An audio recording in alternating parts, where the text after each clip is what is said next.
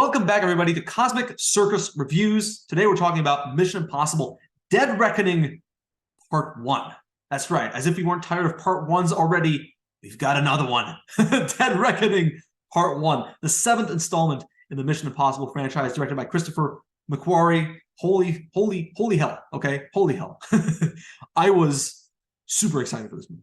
All right. The trailer came out over a year ago in front of Top Gun Maverick. I remember going to see this movie with my dad in the cinema, and we were both just immensely pumped when that trailer came out. We were watching it for the first time.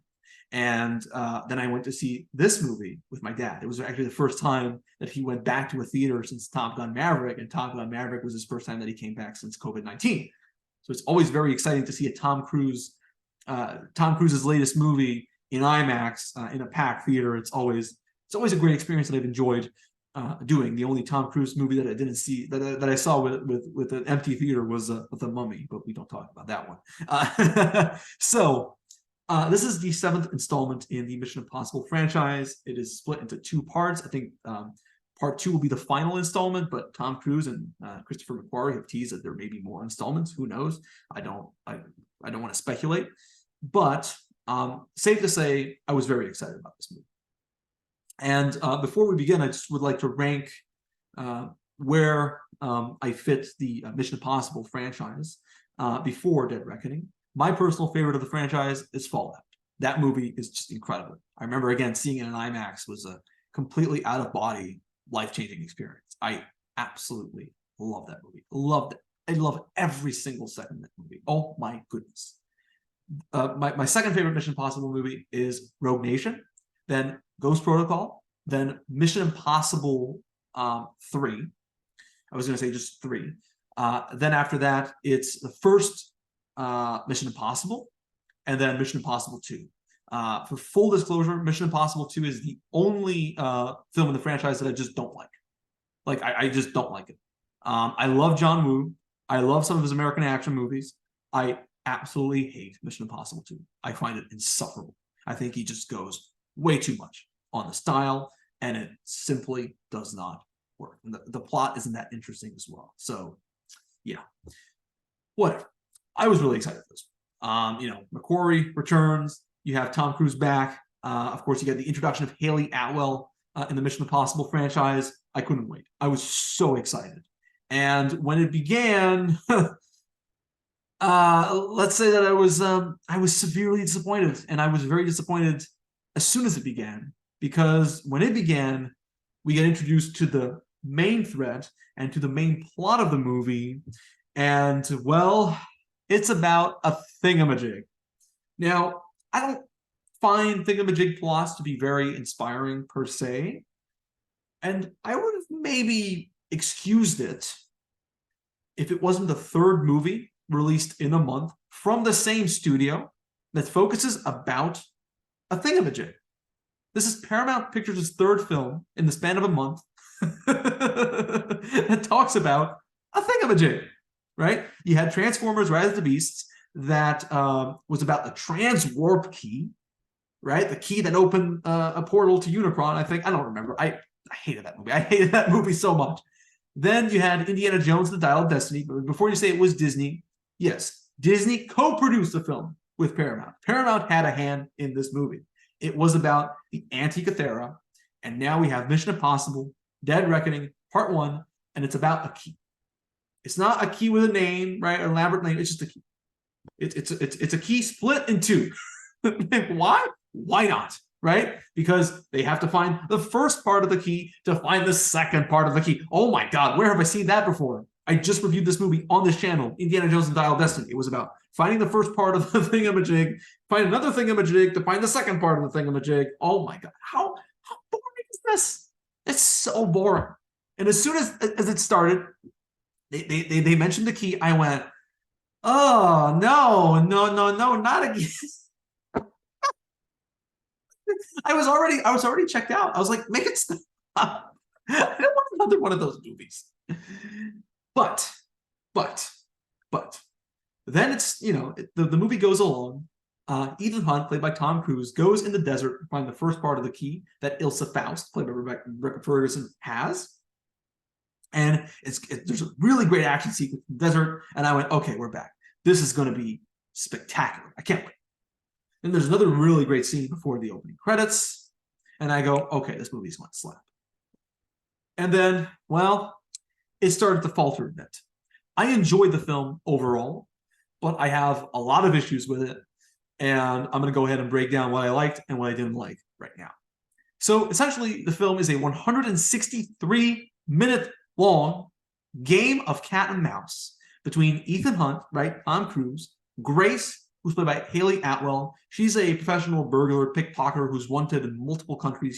She's committed a lot of crimes, jewel thief, grand larceny, a bunch of crimes.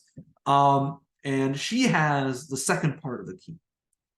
But, like in Indiana Jones and Dial of Destiny, the thingamajig that she has is fake. And now they have to team up to find the actual second part of the key. The key, when the two parts of the key unites together, it can open an AI device called the Entity. The Entity is a sort of sentient AI software that can actually control the world.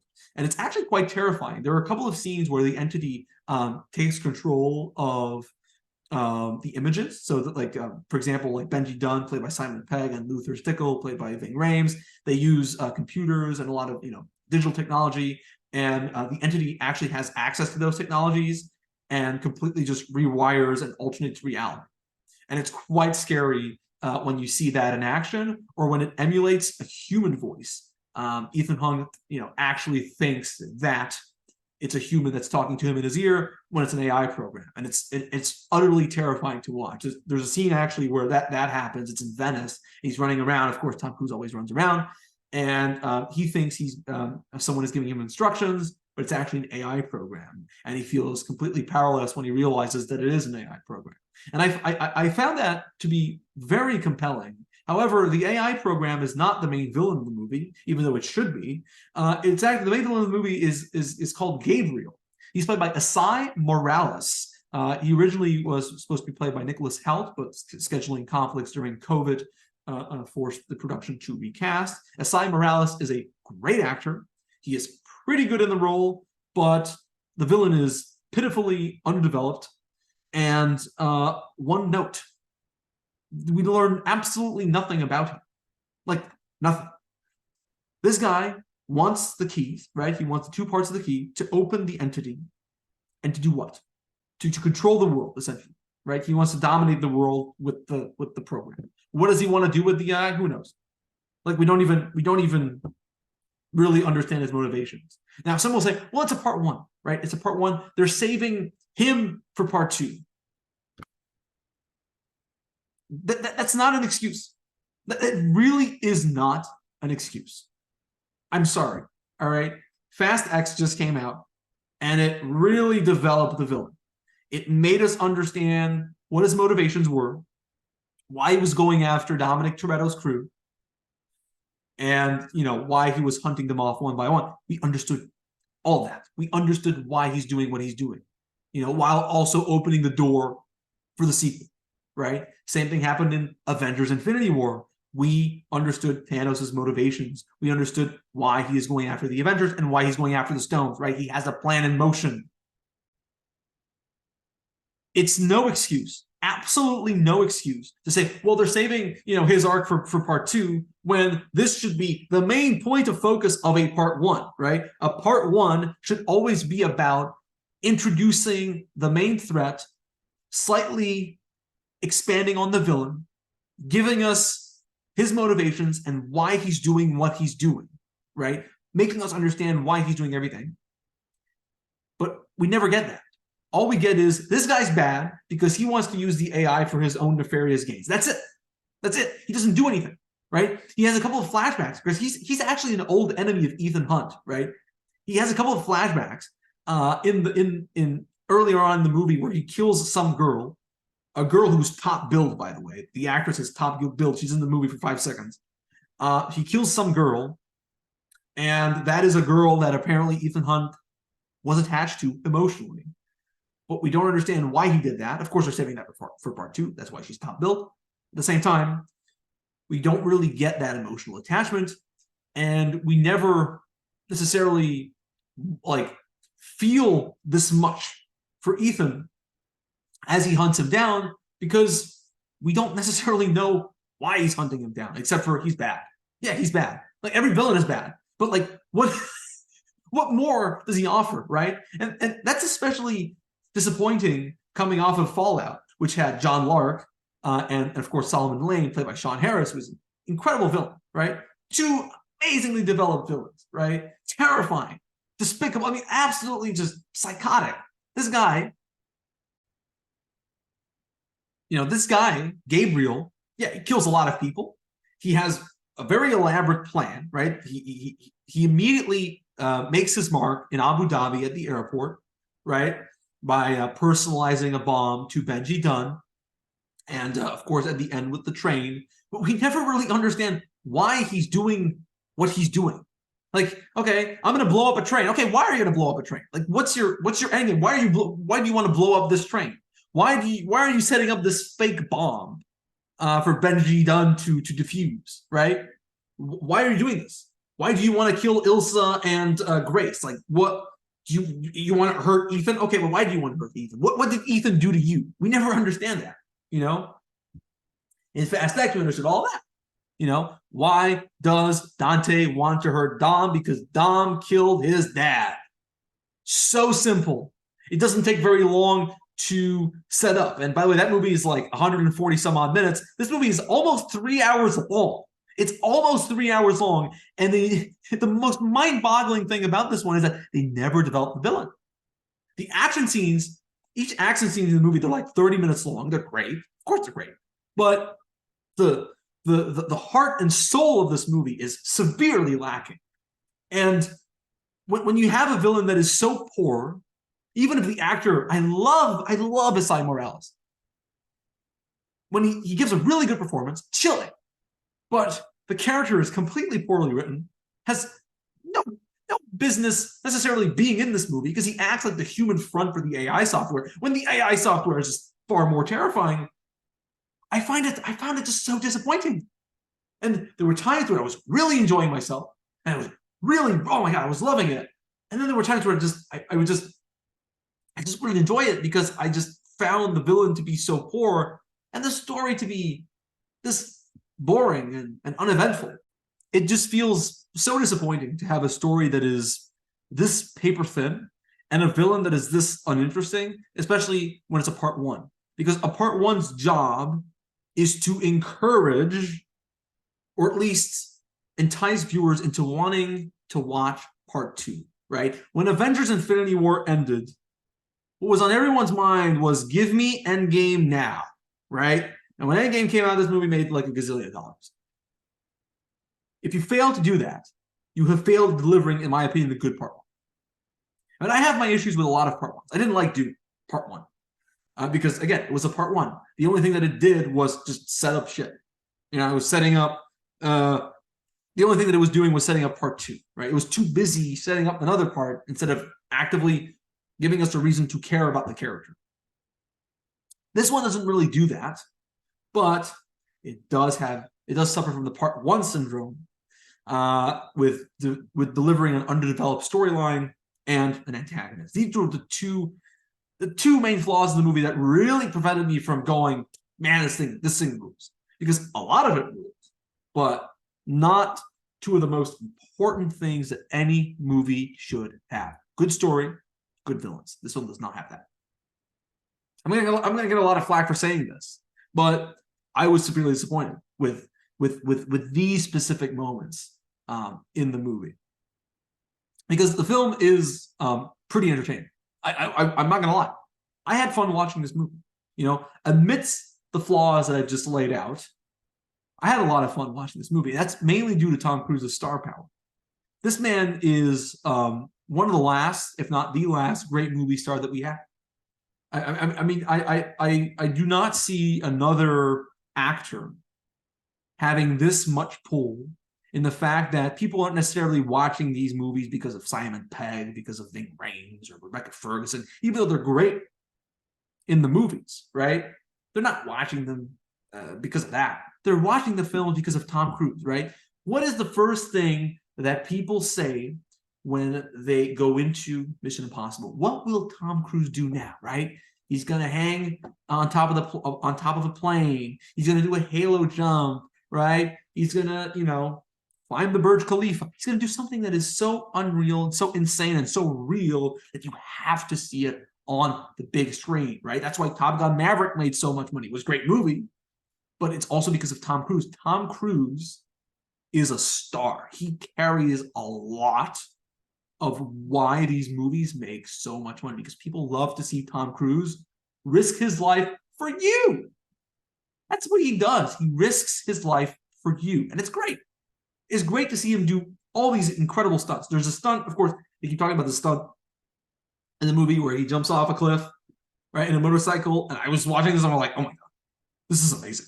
Like when you do it for real, when it's authentic, it feels real, it feels raw, it feels exciting, and he knows this, right? He knows exactly when to enthrall audiences, when to take them on a thrill ride, and when to make them laugh. He has a great sense of comedic timing. Oh my God, he is so funny. When he wants to be funny in this movie, he's amazing. And he shares great chemistry with Haley Atwell, who is sensational. Oh my God, she is sensational.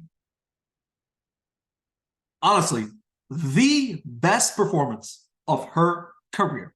I am not exaggerating when I say this. She is amazing. Oh my God. If you've been a longtime fan of her because of her work on the in the MCU with, of course, she's been playing Peggy Carter for quite some time. Some will say she was underused in the MCU. Man, you didn't watch Agent Carter. Wasn't she great, Agent Carter, for the ones that have seen her in that show? She's always been great in everything that she's in. She has been underused in several shows and movies beyond the MCU, but here she really has her time to shine. Oh my God, she's funny. Really, really, really funny, especially when paired with Tom Cruise. This is great. There's this great chase scene in Rome, right, where they're handcuffed together and they're driving a car at the same time. It's so much fun to watch because they're having fun doing, you can tell how much fun they're having. And it's always great to see that in the movie. They're a terrific pair.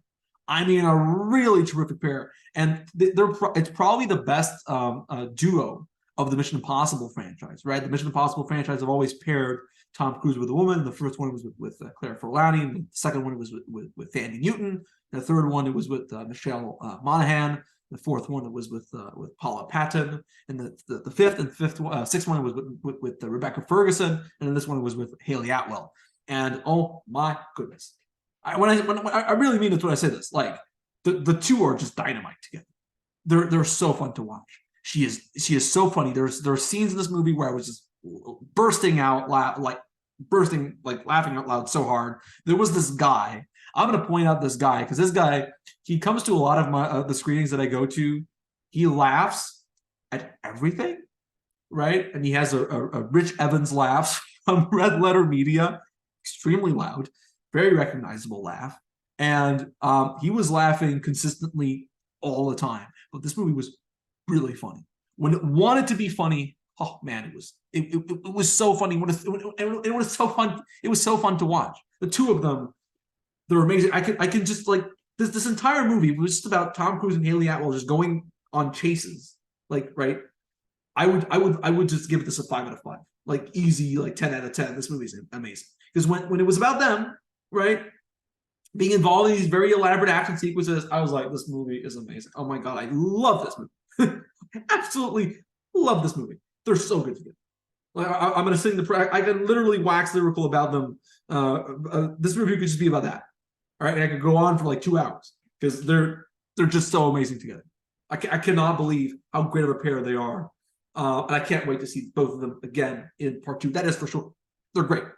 Of course, predictably, Ving Rhames and Simon Pegg are also very good. That's not a surprise. They've always been very entertaining as Luther and Benji.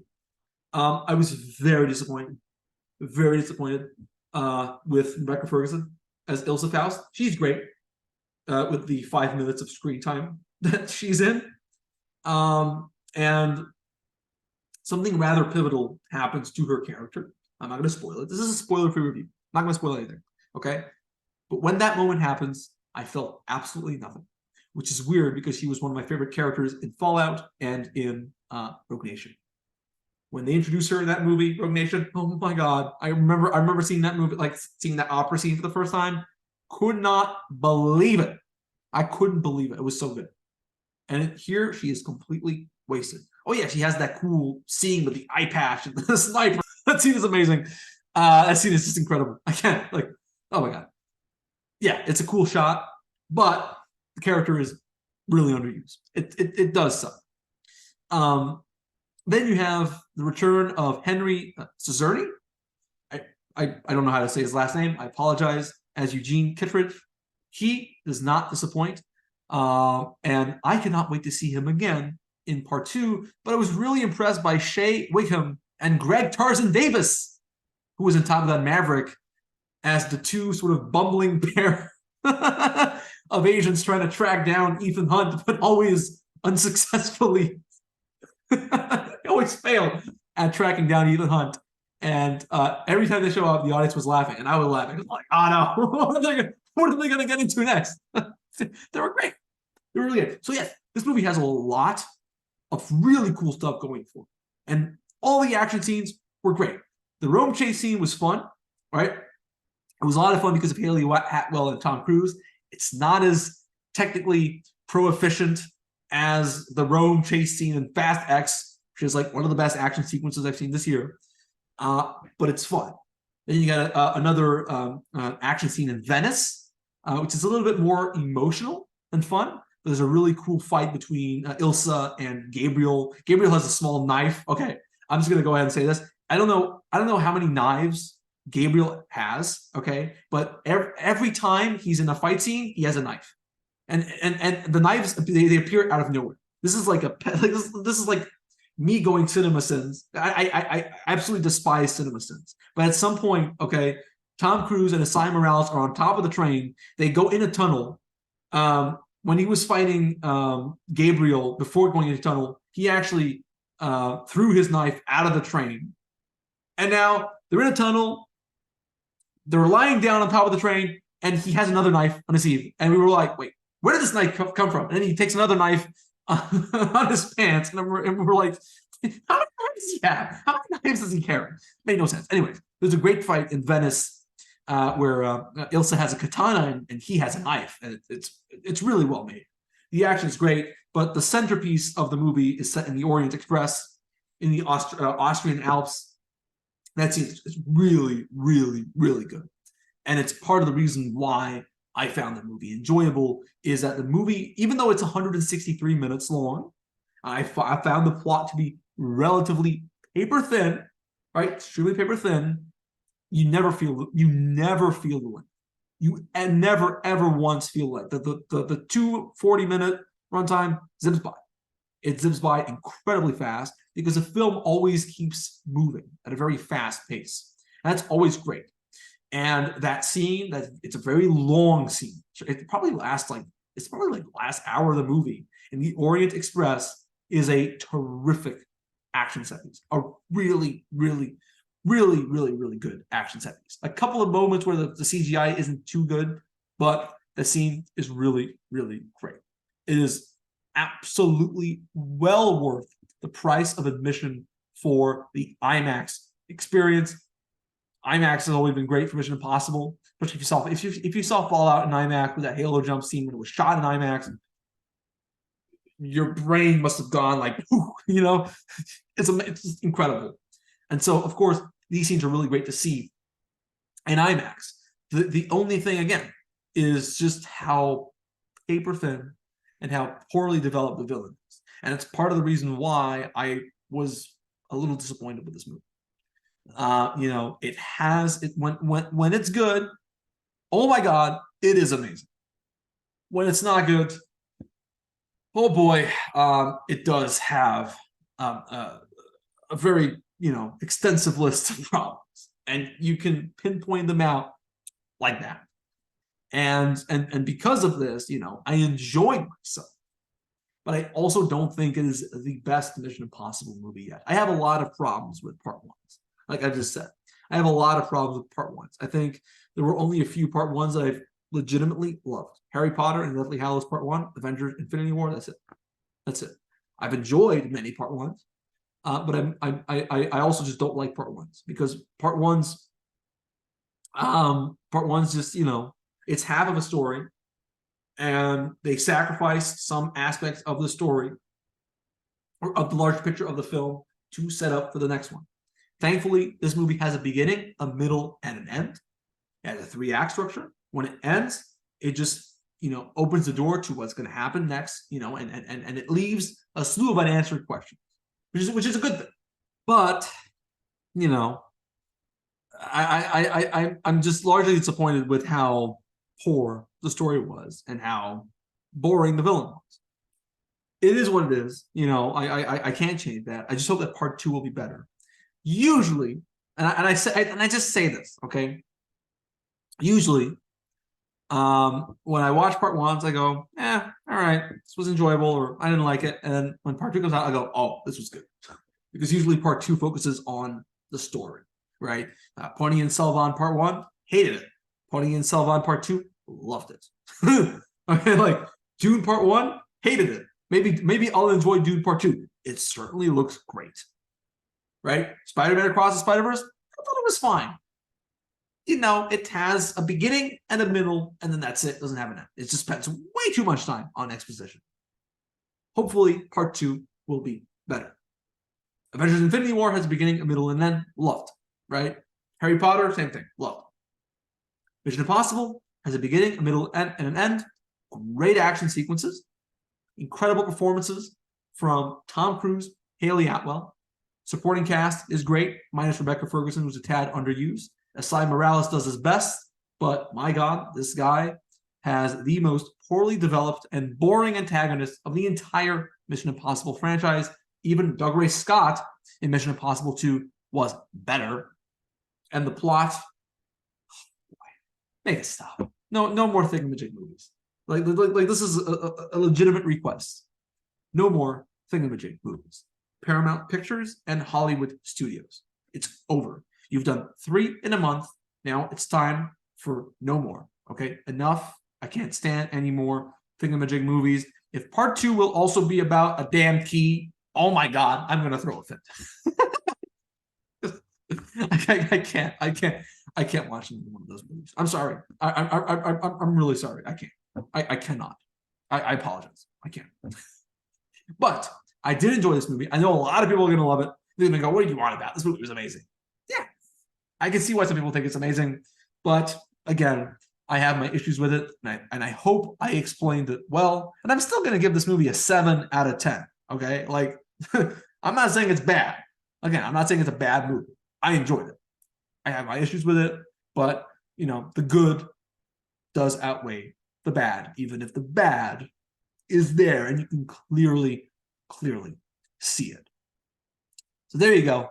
These are my thoughts on Mission Impossible Dead Reckoning Part 1. Thank you so much, guys, for watching this video. Be sure to check out thecosmiccircus.com. There are tons of news, exclusive scoops, interviews, and reviews that you can find on the website. Follow them on Twitter. I think they're also on the Blue Sky, Spoutable, and Threads, and Instagram. Follow them as well. You can follow me on Instagram and Threads. Max from Quebec. And I look forward to do more reviews like these, and I'll see you guys back here very soon. Thank you.